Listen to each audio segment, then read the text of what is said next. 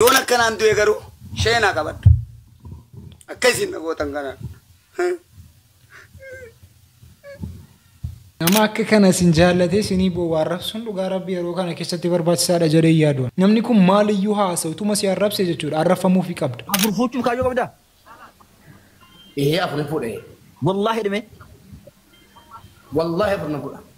Yaasin sila. Keessa malee gasti rambaa keessa no barbaadina laaluun dandeessa. Lakkoofsa goosiitiin kenna. Jedhe sareen keenya. Dhugaa rabbii akkas jedhe sareen keenya. Barakallah. Mashallah.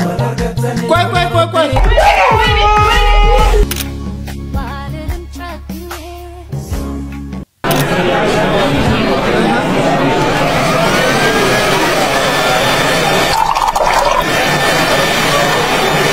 Ana naga.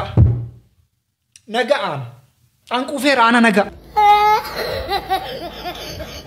Oroota geezeenuu jirru keessatti dhiiratu durba boosisaa ture amma garuu dubbiin faallaa ta'ee jira. Ina banne jechuudha. Durbis akkana garaa jabaatti jedhee yaadee beeku. Mana gabbaan guutuun arabaa yoo dhumte wushaawwan ijoollee Oromoo meeqa fooqira darbamee ta'e dhume saroota haadharaaw ummata nyaatee udaanuu malee qimii garatti qabatu hin beeknes እናታችሁ Mimi salam tarabbiin adeebisaati jaalalaa fi kabajaa simmaatii ooraa kanaaf qabdanu koomentii irratti jarri nutti agarsiisaa jirtan dhugaa rabbicha Mimiyaas jedha. Eenyuun isaa ta'u malee ooraa sana akkas jaallattan kun baakgiraawundii irraa kee waan baay'eetu barbaachisa. Gargaaruu namni barbaadan silkii isaas jalanan kaa yookaan immoo koomentii jala deemtanii argachuu ni dandeessu. Gara viidiyoo keenya har'aatti deemuudhaaf tokko lama sadii. Eshi.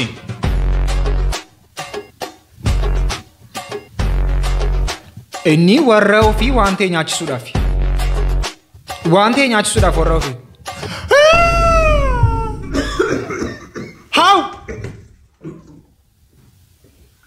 How?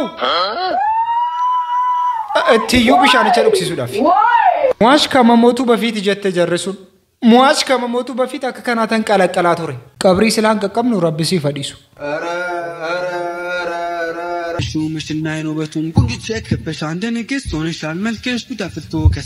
Garuu wanti kun maal nutti agarsiisuudhaaf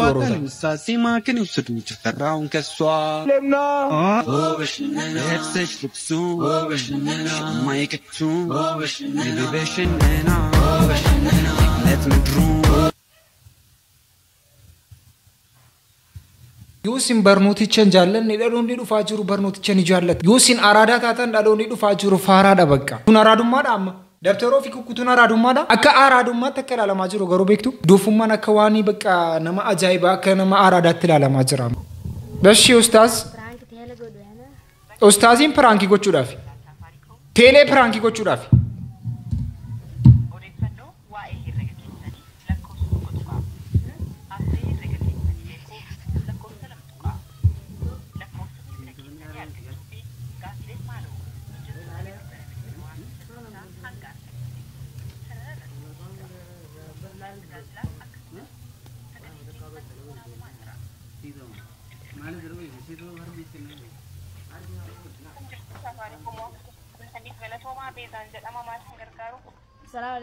Salamata jedhe nika. Salamata tu sodaadhu. Salamata jedhe ni orota. Alhamdulillah. Alhamdulillah. Betul betul. Me malakan warga. Malakan warga. Malakan. Maatiitti dawwalte seetama manaadhaaf abbaatti hin dawwalle gurbaa.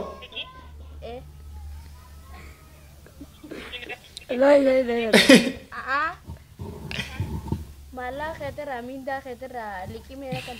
Malah sini rete tona. Akan sini butuh. Mallaqa siram.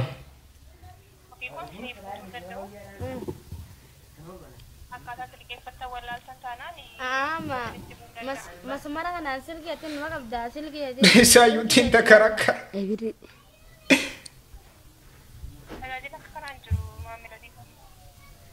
Malu minjir mah. Yo tiga alat deh malu minjir. Berangke, berangke. Kafi berarti mal. Rangi ya mara galu. Oorota jireenyi keenya akka kanatti fufnaan waan akka kanaa hojjechuuttis galamaa jira.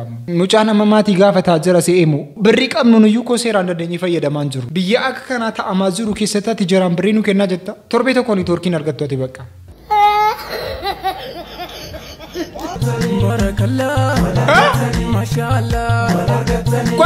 Qoy. Akkasii miti qoy. Akkasii miti. Maayini mucaa kana kan keessanii furattanii deemtanii jara mushurrootaa kennuuf miti. Akkasii miti jara mushurrootaa fi kanis hin kennuudhaaf jettani malee ofii fuuchuudhaaf miti.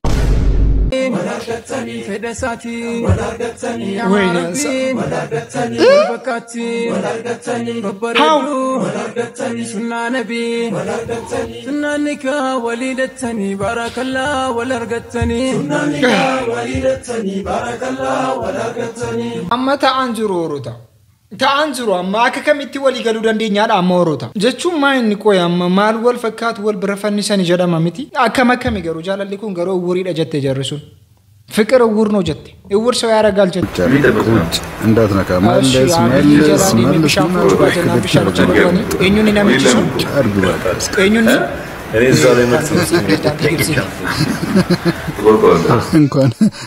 እንኳን የነካውን ያየውንም አልጠጣም አብቹ ባመላ ጀደን ምዲ طب عايز اقول لك agartani hammina hibjibtu misir muummee ministeera Itoophiyaa Dr. Abiy irratti yaadde garuu waaqayyota bi wajjin jira gaafa jennu callifne dubbanna miti arginee gaarummaa waaqayyo argineeti dhugaadha yaadattu baay'een keessan alamaayyoo toomsaa bishaaniin kennameefiti qorichi kan inni du'e kunoo Ijiptis waa ishee irratti yaadde bishaan fuutetti qabuuf gaafa jettu harkatti didan waanni Abiy wajjin jiru jabaadha gaafa nu callifne miti baga waaqayyo si baraare hammina nama jaalladhu malee nama nu wangeelii jedhu isa kanadha. Asa kan keerratti soba guddaatu jira. Sobni guddaan ma inni jiru. Inni kun AI dhaan hojjetame abbaaku. AI dhaan kan hojjetame kanatu gara uummataatti dhufee ilaalamaa jira malee akkati haasoftu kana miti. Mubeen warra arfafaa fuchuudhaa fi tokko argateera amma. Tokko argateera jechuun lammaffaadha jechuudha. Atammallee rafiitii keessa jirta miti. Afur fuchuuf kaayyoo qabda. Afur fuudhee. Wallahi dhime. Wallahi afur fuudha. Maali? Afur. Dhaqaa ijoollee akkasii gannati rabbi siif haa qoodu sillee rabbi sin agarsiisan ture bakka akkas ta'e rabbi siif haa qoodu inshallah kan biraan naaniidha. Jaallattiidha gabu moo shamarran nan du'eera. Yaasin sila. Keessa malee gasti rambaa keessa noo barbaadina laaluu dandeessa. Lakkoofsa goosiitiin kenna. Ammoo kan wallaaluu dandeessan yoo wallaalchuudhaaf amansiifta malee akkana wallaaluun ta'uu beeka. Rakkoon qabu ustaazi ilaalee afur ilaalee baafata. Mubaarak. Jedhe sareen keenya. Dhugaa rabbi akkas jedhe sareen keenya. Amma maa inni jarri mubee barbaadan amma gatii karaan banamee jiru jennaan hanga afuritti kan fuuchuudhaan iyyaa qabu namichi kun gatii ta'e jennaan deemtanii mazaggabamuu hin dandeessu jara ooraa keetti naa himinaan jedheerraa jarri ooraa keenya ammoo hin deeman. Eshi gizee mana kiraa keessa jiraattan keessatti. Juusi. Akka sagaleen isaan dhagahamneef egaa. Sagaleen isaa deemee jara rabbasha.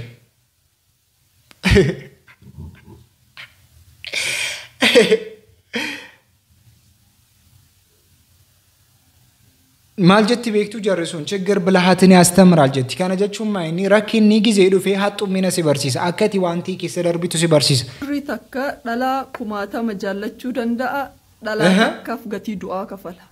Dhalaa takkaaf du'a. Dhalaa takkaaf gatii jireenya isaa keessa isa gaafachiisu hunda kafala. Dhalaan dhiira tokko jaalatti. Kumaatama isaaf duuti.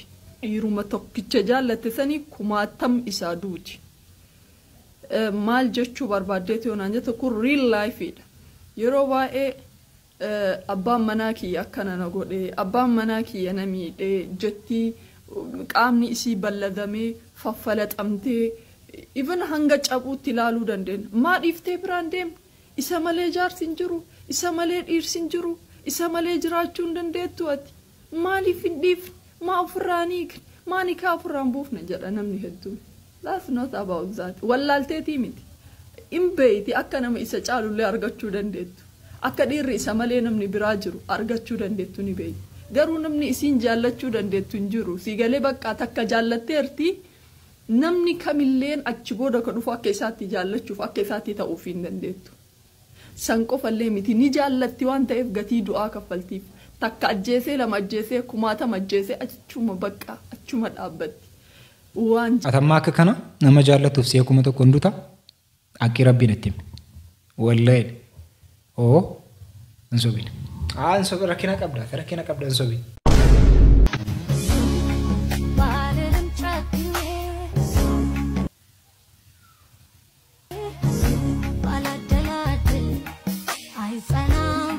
Orota wanta akkasii kun yeroo baay'ee AI dhaan hojjetama. Namni baay'een viidiyoo kana arginaaf ergaa ture. Kun dhugaadha akkasiin aan jedhaa turan. Dhugaa miti bakka AI nutti taphataa jira isa bana amma. AI akka barbaadan nutti hojjetaa jiru bakka jaraafa ta'u. Seexanni baranaa fi inni durii baay'ee talaayyaa. Seexanni nammaa ismaartiidha. Tamchiidha seexanni nammaa. Maaliif jettee attilum? Mucaa wayitu seexanni qabee charchii geessine tan barakka kineetu maxallaanuu agalgaa'een dhufee mucaarraa harka kaa'ee. Ante seexan. Seexanadha Dubaay irraa ergamte wixaa jedhe seexan waaf injiru niknikin injiru Dubaay irraa caatiin taqallalamtee dhufte ante seexan gara dhuftetti deebii jedhe seexana kazaa seexanitti maal jetti beektu har'a filaayitiin injiru usmaam gudus inuma rakkanne yaa waaqa tufti furikat nus waa'ee kana irratti horoota inuma rakkanne baay'ee rakkanne jirra amma maal goonna seexanni isa banaa amma wal fakkaataan jiru. Wal fakkaataan jiru maayini kan duriif kan ammaa tokko miti. Kuni soba propaagandaadha malee waan ta'uu danda'u miti. Hinjirtiif miti hinjirraafi jette Oromoon. Eega miidiyaa irra jiraanneet hin jenne waan ijaan arginu hundaa hillaan naamaal gunaree. Dhimma daaddaa Jawaar Muhammadii fi Kadiir Maartuu irratti ilaalchisee jechuudha. Anis yaadanatti fakkaate kennachuudhaan dhufe. Kadiir jechuun ija Oromooti. Kadiir jechuun gurra Oromooti. Kadiir jechuun lafee dugugguruu duddaa tan Oromooti jechuudha. Oromooni jecha Kadiir Maartuu ittiin qeexxuuf jecha Kadiir Maartuu waan badaa ittiin jettuu fi hamilee Kadiir Maartuu ittiin cabsitu mooraalii akkasii hin qabdu Oromoon. Oromoon akkasiisu yoo jiraatte Oromoo yaa ganzab dahan beekamaadha Kadiir Maartuu gisee kana arrabsuun. Isiniif galee Kadiir hin caala Jawaariin hin jaalatan Kadiir hin caala Oromummaan jaalatan Kadiir hin caala Oromoon jaalatan. Jawaarii fi Kadiir jechuun ijjinnaa hogaantiidha. Obboleeyyan lama dhiiga takka jechuudha. Isiniif soo akkasuma jechuudha Jawaariin caalallee Oromummaa fi Oromoo hin jaalatan. Gatii kana ta'ee fi isaan lachuu ilmaan abbaa takkaati waan. Yeroo kana keessatti rakkinni Jawaariif Kadiiriin gidduu jiru jaruma gidduu'aa jiraatu malee nu keessa gallee borcuu hin qabnu. Dhugaa rabbii nama baay'eetu sodaatee irraa achi deemaa jira. Garuu jarra akkasii kun beekaadha. Nu garuu keessa gallee akkasii Kadiir isa jennu. Adabbannu komentii irrattis baay'ee isin argaan ture hedduu tokko keessatti komentii irratti namni baay'ee arrabsaa jirtan jirtu. Mushirraan maal taate Orota? Mushirraan maal taate? Garaa dhukkubaa jira. Garaatu dhukkubaa jira mushirraa keenya. Mushirraa keenya garaatu dhukkubaa jira. Eessaa ba'aa jirti garuu? Hospitaala keessaa yinaan jedha. Hospitaala keessaa yinaan jedha malee kun sargiidha naan hin jedhina. Yoon akkanaan du'e garuu sheenaa qabadhu. Akkasiin nagootan kana.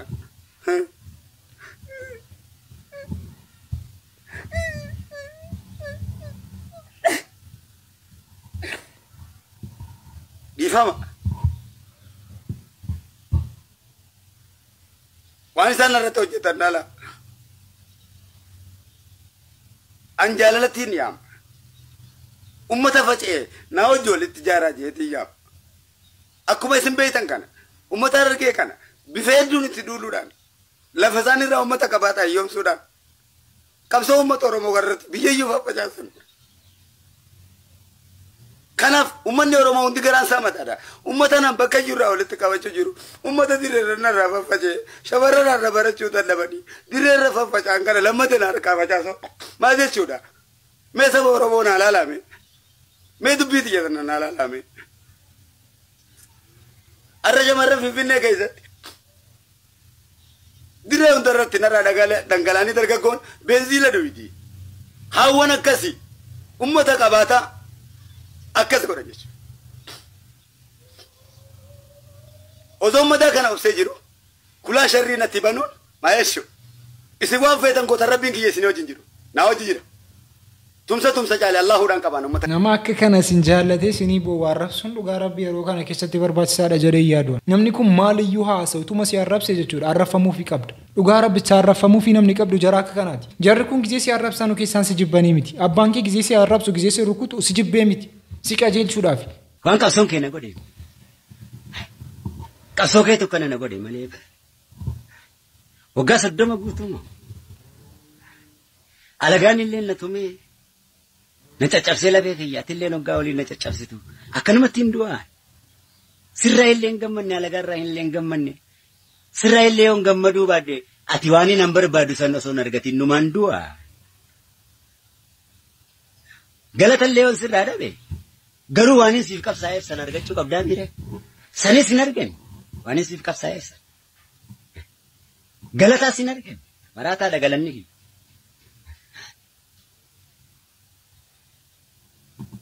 Qaamni kiyyaas nan fayyine. Akkanumatti hin du'a.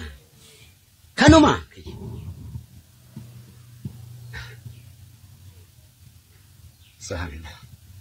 Please namni kada irratti bu'aa jirtan waariin keessanuu dhaabbadhaa bakka. Ituma akkam haasaan saasanii ta'uu dhiisee dhugaa rabbichaa obsitanii calluma jettanii dhaggeeffachuu qabdu.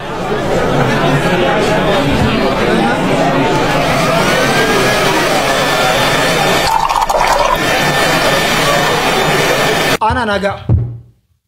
Nagaan. Anquufeera ana naga. Ana nagaan. Atin barbaadda? Si fadufu? Maali? Caalaa wanni kun gaariidha amma gaarii ittayiitu maa godhu jirta. Oroota geezeenuu jirru keessatti dhiiratu durba boosisaa ture. Amma garuu dubbiin faallaa ta'ee jira. Amma dubbiin faallaa ta'ee jira. Durbis dhiira boosisuu jalqabde. Biyyaanii hin amanne jechuudha. Durbis akkana garaa jabaatti jedhee yaadee hin beeku. Birrii 100 guutuu akkuma isin akaawuntii kana irratti agartan suudii fidee jennaan dhagantee. Maalaaf shamarran sheer godhaa wal biraan gahaa haqqii godhaa barbaada. Wallahi tuun hin jaallataniin kolfe jarri shamarroota maa inni qoy hojii akkamii hojjetaa jirtu sin fitila wandochi jennee amma karaarra baana malee amma danda'an jirru akka kanaatti. Maal jedha beektu tokko koomantii jalatti namni itti dhiyaatanu namichatti kana qabaa naatumaan jedhu seetu.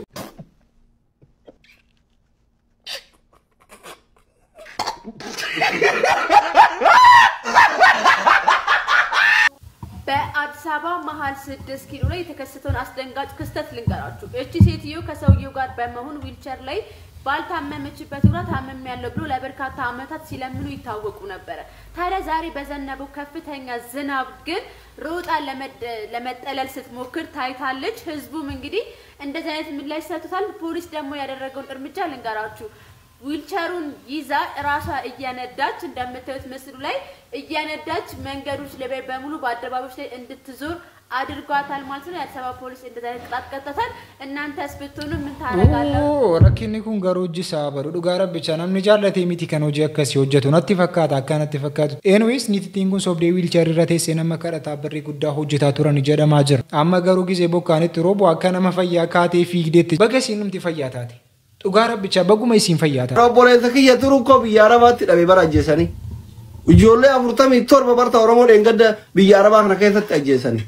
Gowwaawwan garaan keessa waan qaban mana gabbaan guutuun arabaa yoo dhumte wushaawwan ijoollee Oromoo meeqa fooqira darbamee ta'e dhume saroota haadharaaw ummata nyaatee udaanu malee qimii garatti qabatu hin beeknes እናታችሁ ግማታሞች asli waan suuraa itti fakkaatee boo qimii waan garatti qaban itti fakkaata kan mana arabaatti fooqira darbamaa jiru dhumaa jiru mana hidhaa keessa daramaa jiru waraqaa gurraacha uffatanii waggaa meeqa booyaa bultan sagalee ta'e kun ijoollee Oromooti miti አይሰማችሁም ከብቶች ሰረ እስኒኮ ፊሲሳ በር ኦሮሞ jechuun ግማታሞች ኡመተ ጥቆ ጮጋራን ከሰን ረጂጅን ከሰን ቂሚን ቀበል ሰረይዋን ኤሰባገስ ቤት ወሰክና አልዲነክና አቁመክ